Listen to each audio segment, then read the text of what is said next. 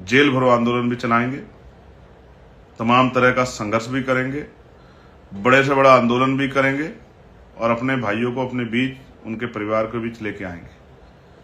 मैं आपको ये बात इसलिए कह रहा हूं, मैं टीवी चैनल के माध्यम से भी कह सकता था, लेकिन वो पता नहीं क्या दिखाते, वो पता नहीं क्या चलाते, इसलिए मुझे लाइव आके बताना पड़ा कि यही मेरा स्टेटमेंट है। पहली बात, मैं आज भी स्टैंड पे हूं कि अम्बेडकरवादी कभी हिंसा नहीं करते हैं। दूसरी बात, हमारे कोई भी भाई अपने आप को अकेला ना समझे, हम उनके साथ खड़े हैं। तीसरी बात, चाहे सड़क की लड़ाई हो या कोर्ट की, Azad Samaj Party legal cell, Bhim Army और बहुजन समाज के बहुत सारे वकील मेरे संपर्क में हैं साथी, हम लोग इस लड़ाई को लड़ेंगे। सड़कों पे आंदोलन करना पड़ा आंदोलन करेंगे, जेल भरो आंदोलन करना पड़ा जेल भरो आंदोलन करेंगे, तमाम संघर्ष करेंगे, लेकिन इस अन्याय को रोकेंगे। मैं देश भर के अपने साथियों से कहना चाहता हूं कि आप देखिए किस तरह का अन्याय जो है कमजोर वर्गों के लोगों को उत्तर प्रदेश में किया जा रहा है। आप नजर बना के रखिए, मेरी भी नजर है और बहुत सारी वीडियो जो मैं सोशल मीडिया पे तैयार और मैंने आपको कल अपने एक्स हैंडल से डाली भी थी। आप देखिए किस तरह से गाड़ियां तोड़ी जा रही है, पुलिस की मौजूदगी में तोड़ी जा रही है, पुलिस भी तोड़ रही। इन पे कार्रवाई कब होगी? इन पे FIR कराएंगे हम लोग। आप मेरी बात को याद रखना, इन पुलिस कर्मियों पे भी जो इस साजिश में शामिल है, इन लोगों पे भी जिनको कहा कि स्थानीय लोगों ने जो है स्थानीय लोगों के साथ मिलकर वहां के नेताओं को खुश करने के लिए हमारे बच्चों का जो दमन किया गया, इसको हम लोग भूलेंगे नहीं। हम लोग अपने हर एक भाई के साथ खड़े हैं जिसको निर्दोष भाइयों को जेल भेजा गया, और उनका साथ नहीं छोड़ेंगे और उनको जल्द बाहर लाएंगे और उनको न्याय दिला के रहेंगे। और जिन लोगों ने साजिश की उनको भी बेनकाब करके उनके खिलाफ मुकदमा दर्ज करा के उनको भी जेल भिजवाने का काम करेंगे। मैं आपका भाई चंद्रशेखर आजाद आपसे वादा करता हूं, अपने आप को अकेला मत समझिए। देश का हर एक कार्यकर्ता आपके साथ खड़ा है, और ये मेरा विश्वास सिर्फ उन भाइयों को नहीं जो वहां के हैं, देश के हर एक कार्यकर्ता को विश्वास है, हर एक पदाधिकारी को, कि हम लोग उनके साथ खड़े हैं। भीम आर्मी हमारा परिवार है, ये बहुजन समाज हमारा परिवार है, आजाद समाज पार्टी के कार्यकर्ता हमारा परिवार है। उनका हाथ पकड़ना हमारी जिम्मेदारी है, उनके साथ खड़ा होना हमारी जिम्मेदारी है। बहुत जल्द आपको अगली सूचना जो है, अगले कदम की सूचना बहुत जल्द आपको मिलेगी। अभी क्योंकि बहुत सारी जानकारी इकट्ठा करनी है, बहुत सारी जानकारी लेनी है, बहुत सब चीजों पर नजर रखना है, बहुत सारी कार्रवाई पर नजर रखना है, बहुत सारे लोगों से बात करनी है। सब काम धीरे धीरे शुरू हो गए और आगे जो भी अपडेट होगी मैं बहुत जल्द आपको दूंगा। धन्यवाद। जय भीम, जय भारत। जय। लखनऊ को घेर देंगे, हजारों वकील उतार देंगे और प्रयागराज जेल से भीम आर्मी की सेना को निकाल लेंगे।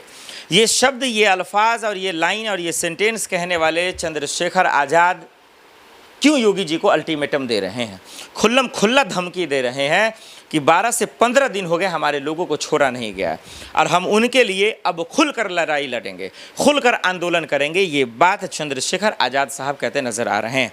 और इनके समर्थन में कभी मायावती, कभी कोई बोल दे रहा है या नहीं, ये मुझे पता नहीं, लेकिन दलित जरूर उम्मीद कर रहे हैं, गरीब तबके के लोग उम्मीद कर रहे हैं, और जो जेल में हैं, जो भीम आर्मी की सेना, वो ज़रूर कर रहे हैं कि चंद्रशेखर जी से नहीं हो पाता है, वो अगर नहीं निकाल पाएंगे तो कम से कम जो है मायावती जी बचा लें। क्योंकि प्रयागराज में जो हिंसा हुई, जो आगजनी हुई, जो तोड़फोड़ हुआ, जो योगी पुलिस और भीम आर्मी की सेना आपस में भिड़ गए और उस पर अपना अपना सबका बयान आना शुरू हुआ, सियासत होना शुरू हुआ, इस बीच में जो गरीब लोग पिस रहे हैं उसको इंसाफ कैसे मिलेगा, उसको जेल से कौन निकालेगा, इस बात की लड़ाई होनी अब शुरू हो गई है। और दूसरी तरफ जो चंद्रशेखर आज़ाद के लिए एक परेशानी लड़की रोहिणी को लेकर है, वो है कि क्या वो उससे छुटकारा पा पाएंगे या जेल जाएंगे या रोहिणी उसको जेल भेज कर रहेंगे। आइए इन तमाम मसलों पर खोलकर बातचीत करेंगे, लेकिन सबसे पहली बात प्रयागराज कांड पर, प्रयागराज हिंसा पर, प्रयागराज में जो वायलेंस हुआ उस पर बात करते हैं। दर्शकों, हम और आप जानते हैं कि भीम आर्मी सेना और दरअसल जो है योगी पुलिस के बीच में किस तरीके से भिड़ंत हुई। एक पीड़ित परिवार से चंद्रशेखर आज़ाद मिलना चाहते थे, अपने समर्थकों के साथ, नेताओं के साथ जा रहे थे, योगी पुलिस ने उन्हें रोक दिया, नहीं जाने दिया। उसके बाद ये लोग जो है दरअसल उग्र हो गए या उग्र होने की कोशिश कर रहे थे, जैसा कि पुलिस और योगी जी कह रहे हैं कि ये उन्हीं के गुंडे हैं जो सरकारी संपत्ति को तोड़ने लगे, पुलिस पर जो है हाथ छोड़ने लगे, पुलिस पर हमला कर दिया वगैरह वगैरह। चंद्रशेखर का बयान ये है कि ये योगी जी के ही गुंडे थे, उन्हीं के आदमी थे, हमारे लोग उसमें थे ही नहीं।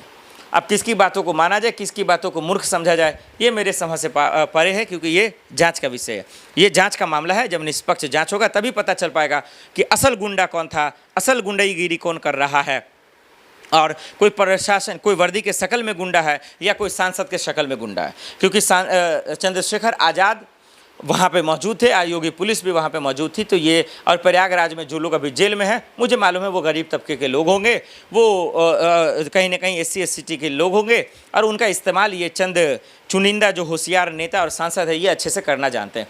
तो सवाल ये है कि चंद्रशेखर आज़ाद जो कह रहे हैं कि हम उनको निकालेंगे, तो सिर्फ निकाल पाएंगे या तमाशा कर रहे हैं, या एक्चुअल में आप उनको निकालेंगे? ये सवाल इसलिए बड़ा हो जाता है दर्शकों कि हम और आप अच्छे से जानते हैं कि किस तरीके से दरअसल आज उन गरीबों के साथ, मजलूमों के साथ बेईमानी हो रही है। चंद्रशेखर आज़ाद खुल्लम खुल्ला प्रेस कॉन्फ्रेंस तो कर रहे हैं, सोशल मीडिया पर आकर लाइव कर ये भी बता रहे हैं कि हम जेल भर देंगे, हजारों वकील उतार देंगे, लेकिन अपने भाइयों को, अपने लड़कों को, अपने नेता को, कार्यकर्ता को हम किसी भी सूरत में जेल में नहीं रहने देंगे, उनको हम निकलने देंगे, क्योंकि वो बेकसूर हैं, वो हमारे लोग हैं, उन्होंने कोई हिंसा नहीं की, उन्होंने कोई सरकारी संपत्ति को नुकसान नहीं पहुंचाया। लेकिन वही CM योगी आदित्यनाथ के प्रशासन को देखते हैं तो उनका कहना है कि ये चंद्रशेखर के गुंडे थे, उन लोगों ने जानबूझकर तोड़फोड़ किया, यूपी को बर्बाद करने की साजिश की, प्रयागराज को जलाने की साजिश की।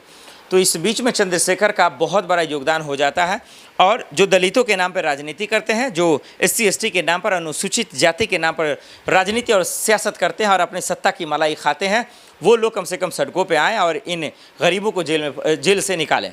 क्योंकि आप नहीं निकालेंगे तो इनका परिवार है, इनके पास माँ है, इनके पास पिता है, इनके पास कोई भाई छोटा होगा, बहन होगी, जो इनकी नौकरी की बदौलत खा रहे होंगे, या जेल में है तो वो लोग तड़प रहे होंगे। चंद्रशेखर आज़ाद कम से कम उनके दुख को, दर्द को समझिए, क्योंकि प्रशासन इतना ईमानदार तो नहीं है कि वो कम से कम बेकसूरों को छोड़ देगा। वो हम अच्छे से जानते हैं, वो हमने बुलडोजर एक्शन में भी देख लिया है कि किसके यहाँ बुलडोजर चलता नहीं चलता।